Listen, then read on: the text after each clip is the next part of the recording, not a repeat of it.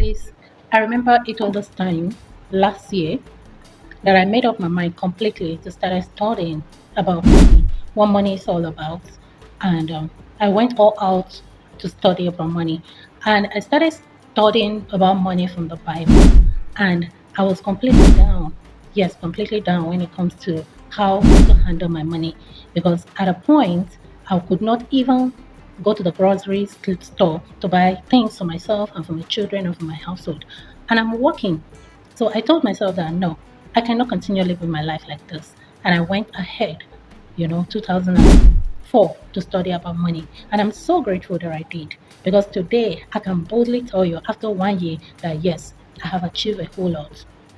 I have gained a whole lot of, insight, wisdom on how to handle my money. And I can tell you boldly, categorically, that today I am so happy that I went into that study.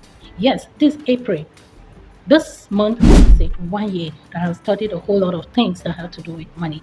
And I have learned 7 principles how to handle my money, how to handle money biblically. And today I can tell you that yes, this has really impacted my life. This 7 biblical principle has really impacted my life because I see money differently, I use money differently, and I know the definition of money.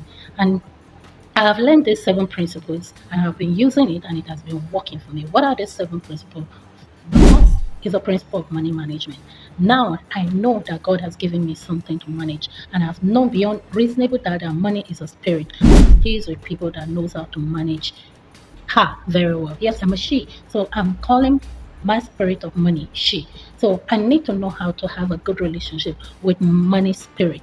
So I learned that throughout this year. Today is April. I started learning about money last year, April. And I target we have a playlist in this channel that talks about all my journey concerning learning about money. So I have learned that money is a spirit and I need to manage the spirit to stay with me. I need to do everything I can to make this money spirit stay with me. So the second principle that I've learned over the years, and I'm using it and it's working for me seriously. I don't need to beg anybody for money. I don't need to look for any, financial benefit from anywhere, but making my money work for me is what money multiplication. I know how now to multiply any money that comes into my hand. Then the third principle is a principle of storing, saving, investing. So I now know that yes, I need to stop any money that comes into my hands. So I now know that yes, I need to save any money that comes into my hands, you understand, and then invest it wisely. Because yes, when you store, you save, and you invest, really kind of accumulating your money in a right way. Then I also learned the fourth principle that I learned is a principle of giving. Yes, there is no way you can talk about money without giving. You have to give and you have to give generously. So that is the fourth principle that I have learned about money. Then what about the fifth principle? The fifth principle that I've learned about money is that I need to be connected to myself. And of course, my source is God. So I don't need to kind of be thinking that it's my wisdom that is making finance to locate me, but to know quite okay that God is the one channeling resources to me. And as He's channeling resources to me, I need to kind of be wise and use it judiciously.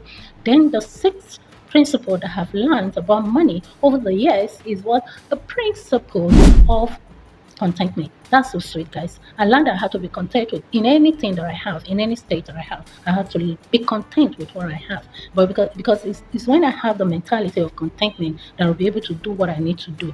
But because if I live every time complaining, I'm shortchanging myself. Then the last principle is the principle of living a life of enough. Yes, there should be a time that I'm supposed to enjoy all what God has put in my hands. Spend good time with myself, spend good time with my loved ones, with my children, with my husband, with my relatives, with my sisters and brothers, and have a good time. You understand? When you get to that stage, you don't need to kind of start saying, I need to accumulate more, more, and more. When you get to a stage that you can walk into the grocery store and buy what you want to buy, give them your debit card and they'll be able to debit anything you buy confidently without fears, then you should live a life of enough and start enjoying what God has given to you. So this month of April has made it 1 year that I have learned this financial biblical principle and I've been putting it to work and guys, it has been a very great journey because I no longer lack. Before 500 I lack it, but today I don't lack anything. Subscribe to this channel, guys, and give me a thumbs up for more of this kind of content. I love you guys. Remember, you're unique, you're special, and you're one of a kind. Bye, guys. Mwah.